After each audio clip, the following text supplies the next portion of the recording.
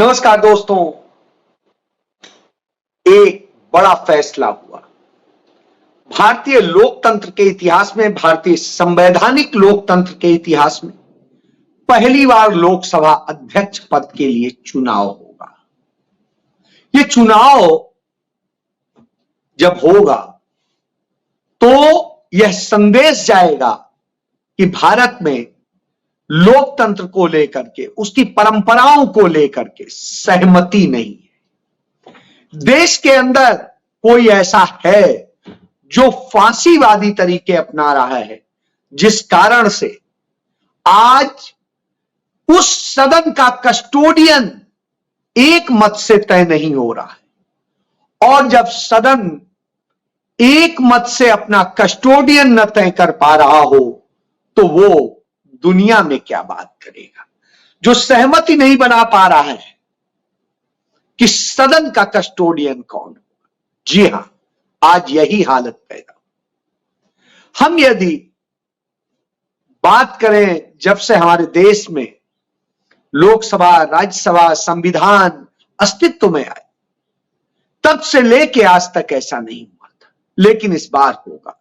क्योंकि एक तानाशाह मनमानी चाहता है, झूठ बोलना चाहता है, संविधान की धज्जियां उड़ाना चाहता है और दूसरों को आपातकाल कह के बदनाम करता है।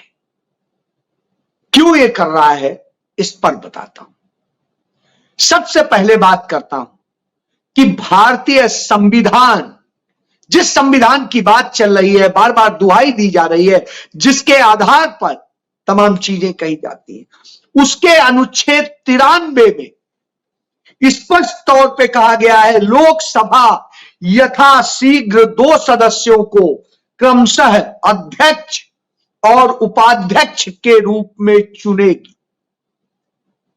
यह नहीं है कि यह करेंगे या होगा या ऐसे है, चुनेगी, यानी इसको मानना ही पड़ेगा।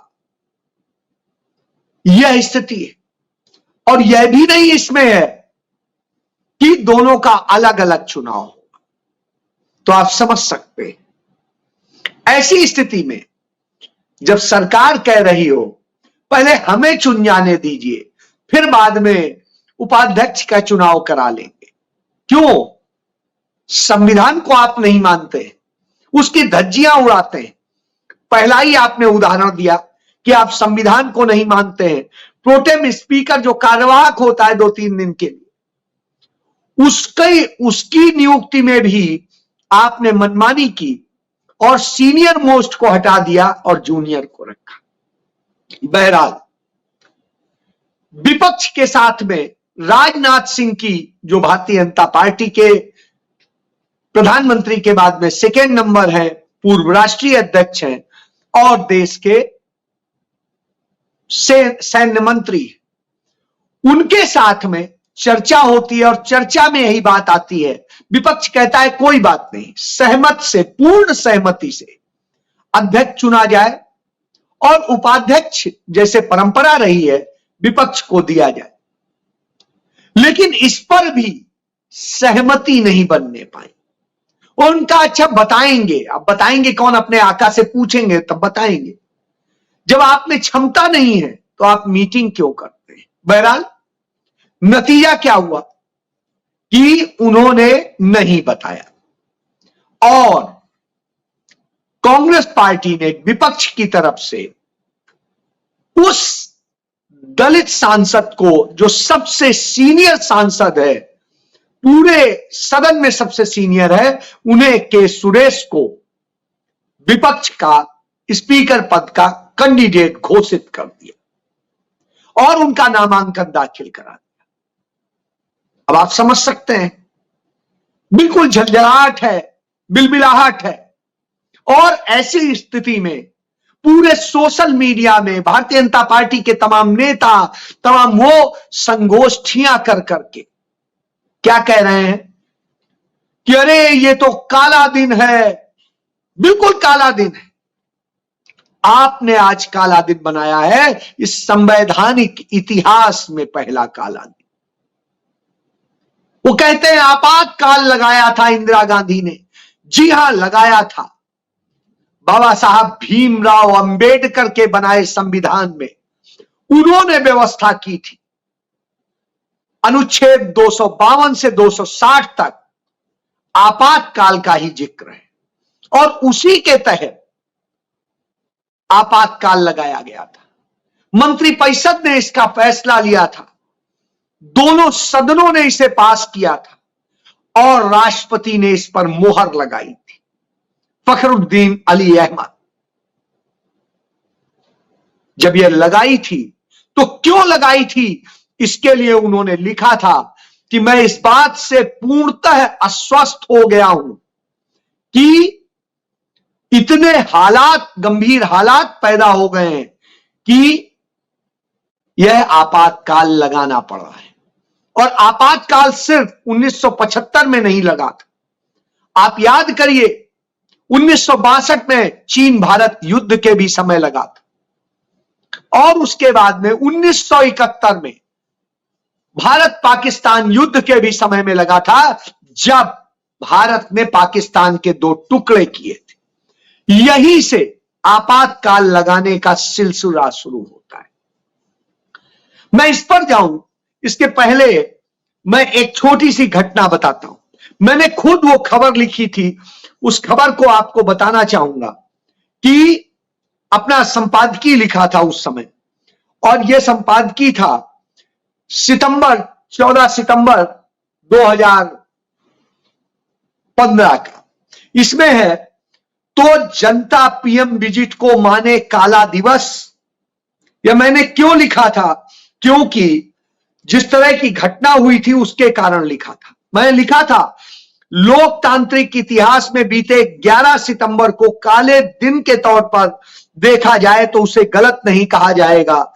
देश के कर्मठ, मैंने कहा था कर्मठ प्रधानमंत्री नरेंद्र मोदी, जो खुद को जनता का प्रधान सेवक साबित करने की कोशिश में नजर आते हैं, केंद्र शासित क्षेत्र चंडीगढ़ के दौरे पर जब आए तो शमशान तक के दरवाजे बंद कर दिए गए। स्कूल कॉलेजेस में अवकाश घोषित कर दिया गया। उनकी राह में आने वाले सारे सेक्टरों की दुकानें जबरन बंद करा दी गई।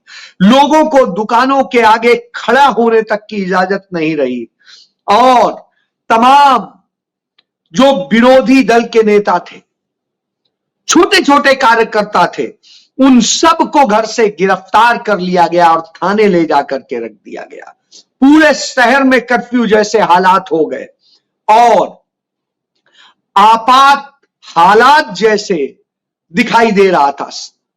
8 घंटे पूरा शहर दम घोटू नजरबंदी में नजर आ रहा था। ना आप अपने घर से निकल सकते थे, ना अपनी दुकान पे जा सकते थे, ना खड़े हो सकते थे। तो यह स्थिति है। अस्पताल तक बंद कर दिए गए। तो आप समझ सकते हैं, यह 11 सितंबर 2015 के दिन की बात। यह होता है आपातकाल। लेकिन इंदिरा गांधी ने आपातकाल लगाया था, संविधान के तहत लगाया था। यह असंवैधानिक था और यह संविधान के तहत लगाया गया था। संविधान के तहत, संविधान कहता है कि हर व्यक्ति को निर्बाध रूप से सभी क्षेत्रों में, देश में सब जगह घूमने फिरने और स्वतंत्रता के साथ में विचरण करने, अपने व्यवसाय करने का अधिकार, अपने रोजमर्रा के कार्य करने का अधिकार। तो आप समझ लिए यहां कोई प्रोटेस्ट नहीं हो रहा। लेकिन प्रधानमंत्री नरेंद्र मोदी के काल में यह दिन देखने को मिला। चलिए, महिलाओं तक को गिरफ्तार किया गया था, उनको तक नहीं छोड़ा गया। तो जब यह होता है तो निश्चय, अब 18वीं लोकसभा के जब लोकसभा अध्यक्ष के उसकी बात है, तो आपने देख ही लिया किस तरीके से ये साजिशें रची गई। और जब हम इस पर बात करते हैं तो इंदिरा गांधी को क्यों लगाना पड़ा, इस पर आता हूं। और क्यों वो आपातकाल जायज था, यह आज बताता हूं।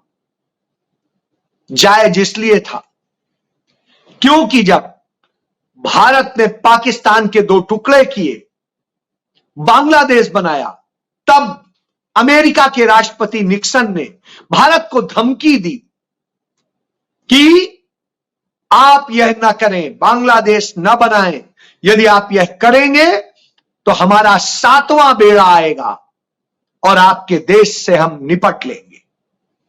तब श्रीमती इंदिरा गांधी ने चुनौती देते हुए कहा था कि आपको जो करना है कीजिए, 7वां नहीं 70वां बेड़ा भेज दीजिए, हम न डरने वाले हैं न झुकने वाले हैं, हम न्याय के साथ खड़े। यह था प्रधानमंत्री का वक्तव्य। और जब श्रीमती इंदिरा गांधी ने इस देश के राजे रजवाड़ों की सबकी पेंशन और वो सब प्रीवी पर्स बंद किए, तो उन सब ने मिलकर के साजिश रची और साजिश रची, लेकिन इंदिरा गांधी नहीं डरी, किसी विरोध से नहीं डरी। तब यह लोग जो कहते हैं आपातकाल, वो लोग अपने घरों में छिपे हुए थे और इंदिरा गांधी ने 1974 में परमाणु विस्फोट करके पोखरण में पूरी दुनिया को बता दिया कि भारत अब परमाणु संपन्न बन चुका है, लड़ने आओगे तो मुकाबला उसी तरह से होगा। यह इंदिरा गांधी की ताकत थी। अमेरिका हिल गया, दुनिया की तमाम ताकतें हिल गई, सबको लगा यह क्या हो गया है, भारत तेजी से विकसित होने लगा। लेकिन यही बर्दाश्त नहीं था, सब आगे हो रहा था, विकास हो रहा था, दूसरी चीजें चल रही थी। तब इन शक्तियों ने, इन अंतरराष्ट्रीय शक्तियों ने, CIA ने मिलकर के भारत के उन तमाम नेताओं को जो इंदिरा गांधी से नाराज थे, उनसे संपर्क साधा, जिनमें जॉर्ज फर्नांडिस थे, जिनके जरिए 17 लाख रेल कर्मियों की जगह के साथ रेल को रुकवा दिया गया, रेल के पहिए ठहर गए, देश में त्राई त्राई की स्थिति आ गई, उधर क्रूड ऑयल के दाम बढ़ गए थे, महंगाई चरम पे आने लगी और तमाम संकट आए और इतने बुरे हालात हुए कि तमाम सारे लोग इससे नाराज हो। बावजूद इसके इन्होंने देश का बेड़ा गर्क करने का काम किया। अब सोचिए जब महीनों ये चीज चले तो क्या होता है। उसके बाद श्रीमती गांधी उसको कंट्रोल करती। उसके बाद में क्या होता है, जयप्रकाश नारायण दिल्ली आकर के गांधी मैदान से आगाज करते हैं कि इस देश की सेना और पुलिस बगावत कर दे, सत्ता का आदेश न माने और तहस नहस व्यवस्था को कर दे। उधर दूसरी तरफ तमाम राजनेताओं से, विधायकों से, सांसदों से, मंत्रियों से जबरन इस्तीफों पर साइन कराए जा रहे थे, अराजकता बना दी गई थी, लोकतंत्र का मजाक बनाया जा रहा था, लोकतंत्र का जिस तरीके से वो किया जा रहा था। क्या थी, जब उससे भी नहीं झुकी इंदिरा जी और लड़ती रही, तब किस तरीके से अटल, आडवाणी और ये सब लोग जो है जाकर के पूरी साजिश रचते हैं। मोरारजी देसाई वहां महाराष्ट्र में जिस तरीके से पूरा अराजकता फैलाते हैं, तो आप बताइए क्या किया जाता। बहरहाल इसी के समय में RSS के जुड़े हुए जगमोहन लाल सिन्हा जो जस्टिस थे, उन्हें किस तरीके से एक फैसला सुनाया जाता है। उस फैसले में श्रीमती इंदिरा गांधी को सांसद पद से अयोग्य घोषित कर दिया जाता है। स्वाभाविक सी बात है, यदि अयोग्य भी हो जाती तो भी वो रह सकती थी। बहरहाल सुप्रीम कोर्ट थी, इंदिरा जी सुप्रीम कोर्ट गई उस ऑर्डर के खिलाफ। सुप्रीम कोर्ट में जस्टिस अय्यर ने आदेश दिया कि यह जो हाई कोर्ट का आदेश है यह पूर्णतः गलत है, तकनीकी आधार पर दिया गया यह आदेश है जो गलत है और उसे अवैध घोषित किया। यानी इंदिरा गांधी को कोई चुनावी खतरा नहीं था, लेकिन इसी के नाम पर यह बता दिया गया कि सरकार अस्थिर हो गई है और देश में तमाम तरह के आपात हालात पैदा हो गए, अराजकता पैदा हो गई। तब श्रीमती इंदिरा गांधी ने बैठक बुलाई, मंत्रिपरिषद से चर्चा की और सबसे करने के बाद दोनों सदन में पास हुआ और फिर राष्ट्रपति ने आपातकाल की घोषणा की। आप बताइए क्या मजबूरियां थी? आज क्या होता? यदि आज ऐसा होता तो क्या होता? मैं उदाहरण देता हूं, मैं आपके साथ सिर्फ सच बताता हूं। इस पर मेरे खिलाफ 1 FIR दर्ज हो चुकी है, 3 FIR दर्ज करने की तैयारी है और ये तमाम तरह की स्थितियां हैं। रोज बरोज पुलिस से फोन आता है, कभी यहां की, कभी वहां की, कभी वहां की। इस तरह का खेल चल रहा है। मैंने तो कोई अपराध नहीं किया, किसी को मारा नहीं है, किसी के साथ कुछ गलत नहीं किया।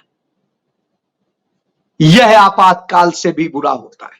आपातकाल तो इंदिरा जी ने संविधान के तहत लगाया था, संविधान को का पालन करते हुए लगाया था। उन्होंने संविधान बदला नहीं था, संविधान की धज्जियां नहीं उड़ाई थी, बल्कि उसका पालन किया था। आप संविधान के तहत जो कहा गया है उनका उल्लंघना करते हैं, उनकी धज्जियां उड़ाते हैं, कर्फ्यू जैसे माहौल लगा देते हैं, नजरबंदी जैसे हालात कर देते हैं। और कौन नेता जेल भेजे गए? वही नेता जेल भेजे गए थे जो ये अराजकता कर रहे थे। वह लोग जेल गए थे जो उनके साथ में उस तरह से भड़का रहे थे लोगों को। हां, कुछ ज्यादतियां भी होंगी, क्योंकि हम सब जानते हैं जब मशीनरी इस्तेमाल होती है तो कहीं ना कहीं गड़बड़ भी होती है। श्रीमती इंदिरा गांधी ने उसके लिए 24 जनवरी 1978 को माफी भी मांगी थी और कहा था जो ज्यादतियां हुई हैं, कोई अपनी गलती माने न माने, मैं मानती हूं और मैं उसके लिए माफी मांगती हूं। आप याद करिए, इस आपातकाल के बाद भी यह 1978 तक लगा रहना था। इंदिरा गांधी ने तो और उससे पहले ही खत्म कर दिया था। और इंदिरा गांधी ने इस देश को एक सुशासन दिया था। इसको लेकर के खुद RSS के प्रमुख भाऊराव देवरस ने लिखा था, चिट्ठी लिखी थी कि आपने एक उचित कदम उठाया है, अनुशासन का यह कदम है और यह उचित है। सोचिए आप। और यही नहीं, चंद जो जिसे कहेंगे अराजक हुए समाजवादी और वामपंथियों का एक धड़ा यह पूरा आंदोलन चला रहा था। उसमें RSS जनसंघ से आए अटल आडवाणी जैसे लोग भी थे, लेकिन वही RSS दूसरी तरफ कुछ कह रहा था। उसी तरह वामपंथियों का CPI दूसरी तरफ था। तो यह समझ सकते हैं कि यह सिर्फ सत्ता पाने का साधन था। लोगों को भड़काया गया और सब कुछ किया गया। बहरहाल श्रीमती इंदिरा गांधी चुनाव हारी 1977 में। हारने के बाद भी 154 सीटें लेके आई और 34% वोट पाए। 34%, यानी जनता को उन पर भरोसा था। और उसके बाद 2.5 साल बाद फिर चुनाव हुआ, क्योंकि ये हालात हो गए थे कि ये लोग सरकार नहीं चला सकते, अराजक लोग थे। इंदिरा गांधी को जबरन जेल में डालने का काम कर रहे थे, इन लोगों ने किया था। और जनता ने जवाब दिया और उन्हीं इंदिरा गांधी को 2.5 साल बाद 43% से अधिक वोट दिला के 350 से अधिक सीटें, या कह दें 354 सीटें दिला करके फिर से सत्ता सौंपी थी। तो इससे आप समझ लीजिए, जनता जानती थी कि इंदिरा ने गलत नहीं किया। यदि ऐसा नहीं करते तो देश टुकड़े टुकड़े हो गया होता और अखंड भारत की इन्होंने कसम खाई थी। तो अखंड भारत बनाने का काम किया गया था, संप्रभु भारत बनाने का काम किया गया था, गुलाम बनाने का नहीं। तो इससे आप समझ सकते हैं कि कौन असली गद्दार थे और कौन है। आज भी आप यदि देखें, जिस तरीके से संविधान की धज्जियां उड़ रही हैं, जिस तरीके से सब हो रहा है, वह अपने आप में बताता है कि क्या किया जा रहा है। आज देश के संवैधानिक ढांचे को बर्बाद किया जा रहा है, विपक्ष को खत्म करने की कोशिश होती है, आवाज को दबाया जाता है। ऐसी स्थिति में आज फिर जननायक राहुल गांधी संविधान की प्रति लेकर के शपथ लेते हैं कि हम बचाएंगे इसको, और वहीं अयोध्या फैजाबाद से जीत करके आए अवधेश प्रसाद जय श्री राम के नारों के साथ में शपथ लेते हैं। राहुल गांधी जय हिंद जय संविधान कह के खत्म करते हैं और सबको समाहित करने की एक उनके अंदर जो है, उन्होंने सभापति से तो हाथ मिलाया ही, साथ ही वहां खड़े कर्मचारी से भी हाथ मिलाया। यह उनकी बड़ापन दिखाता है। यह आने में वक्त लगता है। नरेंद्र मोदी जब शपथ ले रहे थे, आपने वह घमंड देखा था। दोनों का अंतर है। इसलिए असली आपातकाल आज है, तब नहीं था, क्योंकि तब सब कुछ संविधान के तहत था। आज सब कुछ असंवैधानिक हो रहा है। इसलिए देश में पहली बार लोकसभा अध्यक्ष जो उपराष्ट्रपति के बराबर के रैंक का है, वह आज निर्विवादित नहीं होता है। इसीलिए नियम बनाया गया कि जो लोकसभा अध्यक्ष बनेगा, स्पीकर बनेगा, वो अपने पार्टी से इस्तीफा देता है, जिससे वो सबका हो। लेकिन आज सिर्फ एक पार्टी का लोकसभा अध्यक्ष होगा, यदि होगा। इसलिए उससे लड़ने की बात है, उस फांसीवाद से लड़ने की बात है। यह तरीका है। जय